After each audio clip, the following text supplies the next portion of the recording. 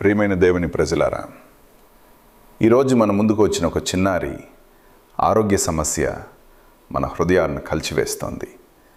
అమాయకమైన చిన్న జీవితం, కానీ తీవ్రమైన అనారోగ్యంతో పోరాడుతోంది. ఇలాంటి సమయాల్లో మనం చేయగలిగేది ఒకటే: ప్రార్థన, విశ్వాసం, దేవునిపై నమ్మకం.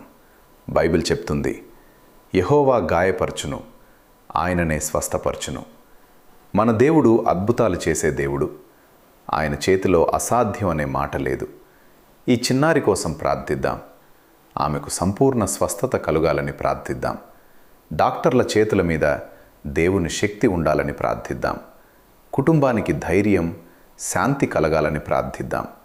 ప్రియమైన వార్లారా, మన సహాయం అవసరమైతే నిజమైన మార్గాల్లో మాత్రమే చేయాలి. కానీ ముందుగా మన ప్రార్థన చాలా శక్తివంతమైనది. ప్రియమైన పరలోక తండ్రి, ఈ చిన్నారి జీవితాన్ని నీ చేతులలో పెట్టుకుంటున్నాము.